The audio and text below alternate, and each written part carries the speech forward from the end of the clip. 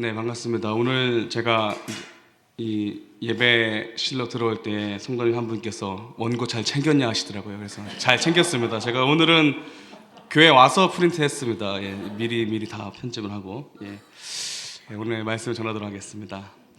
지난 월요일에 저는 하나님 은혜 가운데 목사 안수를 받았습니다. 제가 18살이 되던 해 여름 수련회 중에 하나님께서 저에게 목회자로서의 소명을 주셨고 대학교, 대학원 그리고 강도사로서의 2년의 시간, 그렇게 15년이 지난 지금 이제서야 이제 목사로서의 한 걸음을 내딛게 되었습니다. 목사 안수를 받고 우리 안영주 목사님께서 제게 이런 말씀하셨습니다. 성지야, 이제 시작이다. 네, 맞습니다. 네, 저는 그 말에 전적으로 동의합니다. 저 역시 최근 목사고시를 준비하고 안수를 받는 과정 가운데서 목사가 되면 이제 진짜 목회자로서의 삶이 시작되겠구나라는 생각이 들면서 좀 여러 감정들이 복잡하게 뒤엉킨 나날들을 보냈습니다. 특히 앞으로 어떻게 목사로서의 사명과 책임을 잘 감당할 수 있을까 하면서 마음이 좀 무겁기도 했습니다. 그러면서 자연스럽게 지난 15년 동안 이 목사라는 시작점에 서기 위해서 겪었던 많은 일들을 좀 뒤돌아보게 되었죠.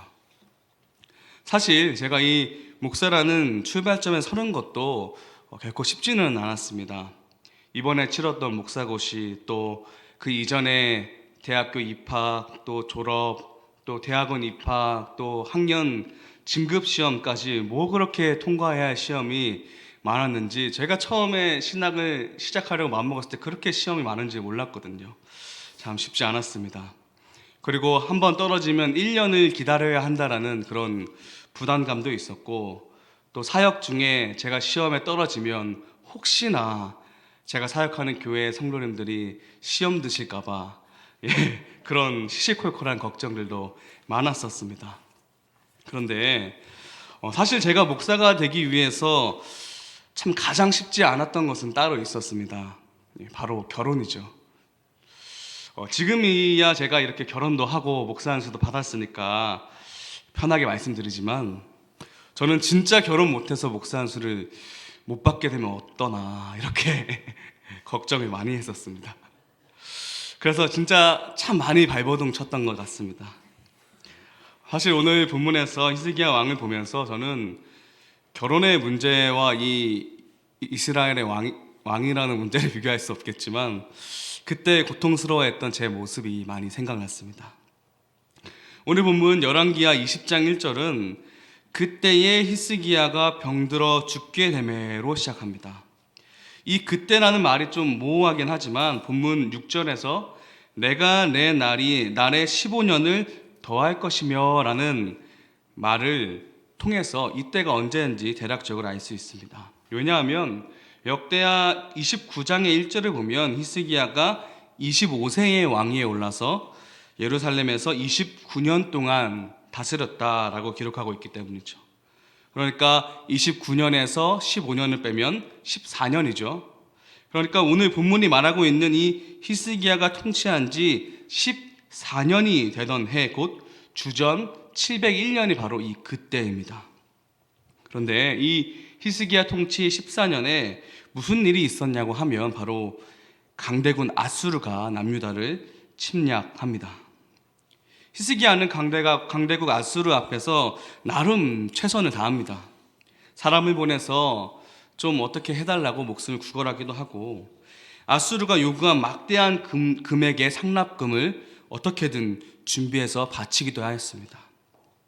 당시 아수르 왕이 히스기야에게 요구했던 상납금은 은 300달란트와 금 30달란트인데, 이는 현재의 우리나라의 현금 기준으로 하면 제가 열심히 계산했습니다. 한 4천억 정도 된다고 합니다.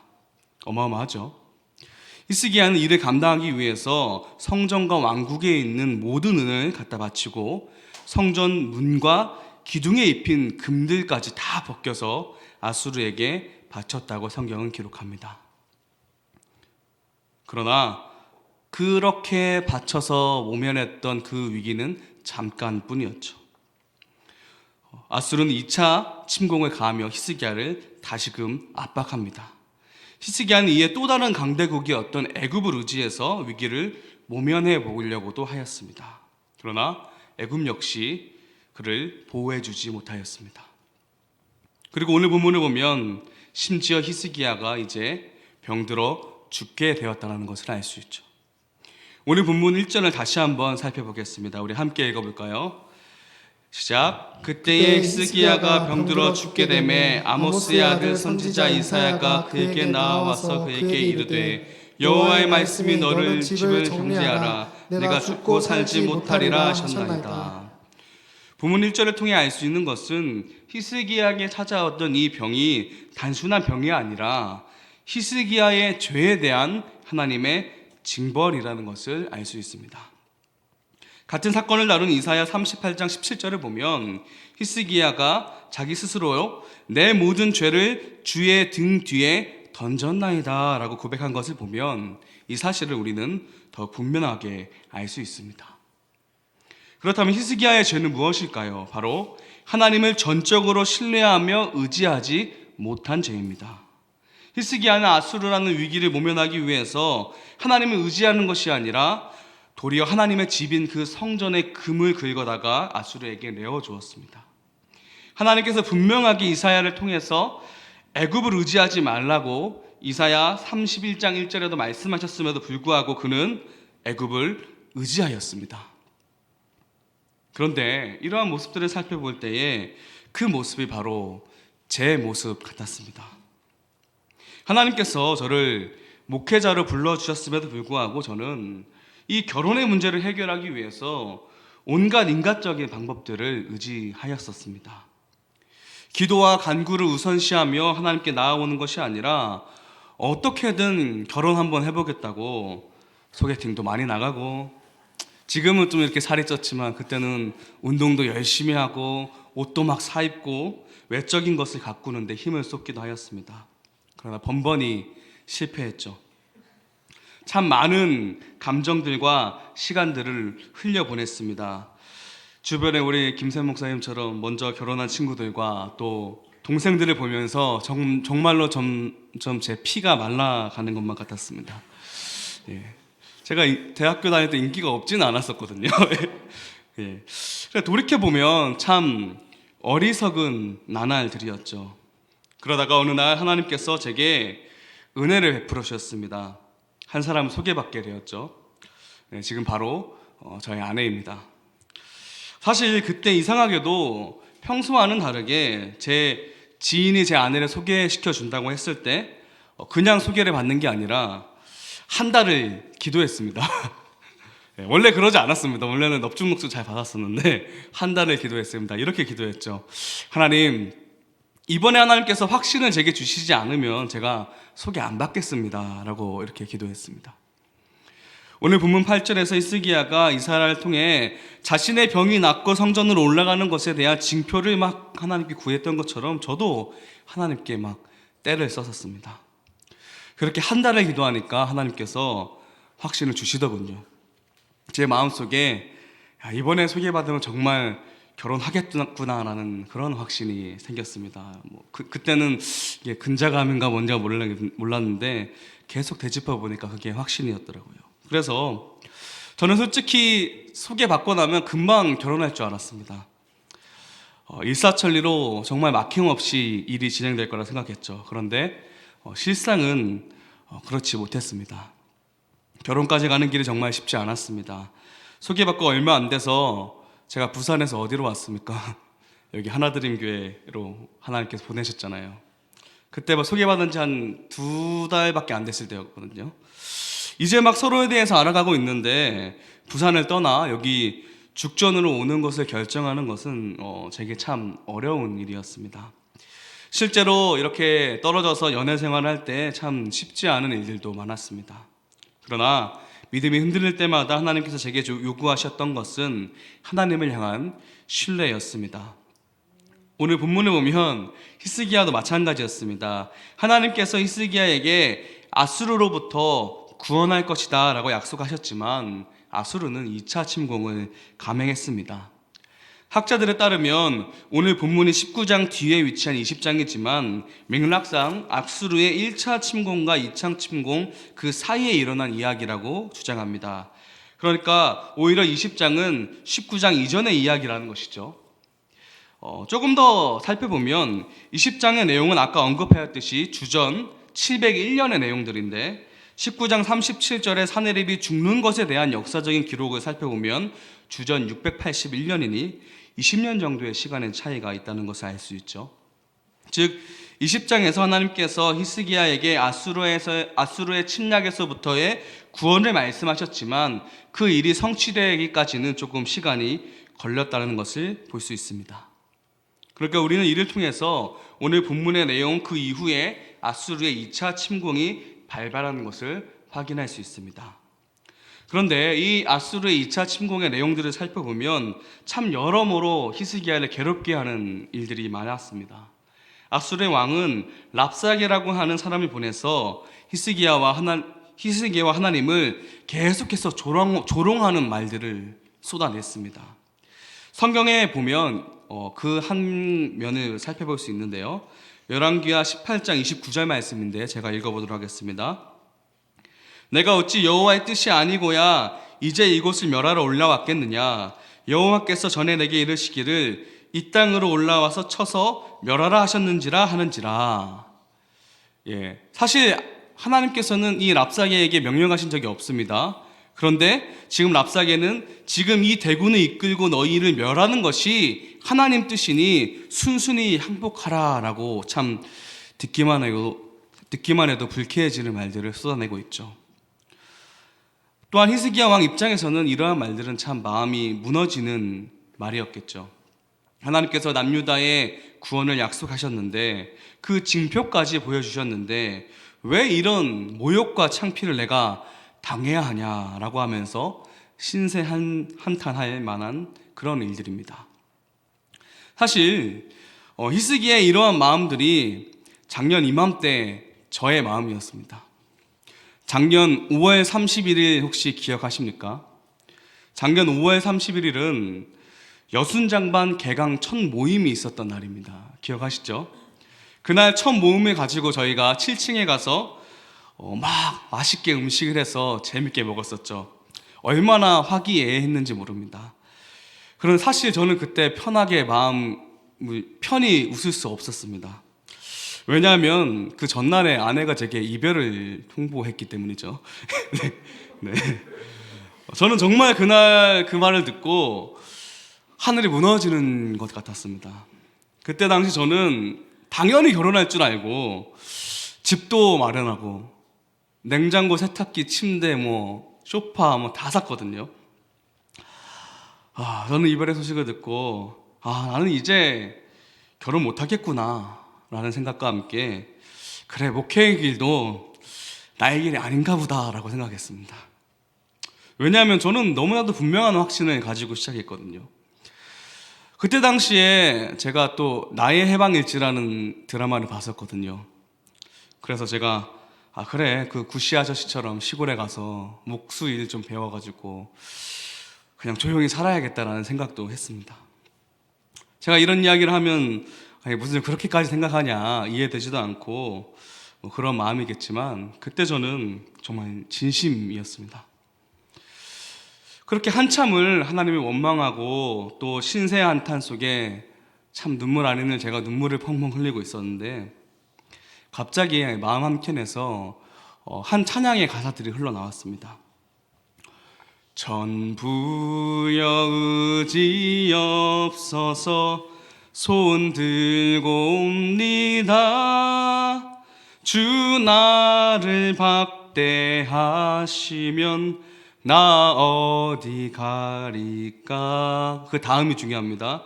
내 죄를 씻기 위하여 피 흘려 주시니 곧 회개하는 마음으로 주 앞에 옵니다.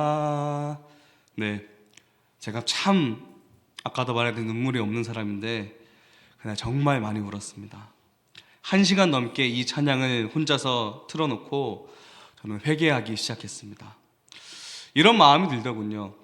그래, 이건 결혼의 문제, 그리고 목회자로서의 부르심의 문제가 아니라 근본적으로 나의 죄의 문제구나. 오늘 본문 속에서 하나님께서 이스라엘을 통해서 히스기야에게 회개를 이끌어 내시듯이 하나님께서 제게도 회개를 요구하신 것이죠.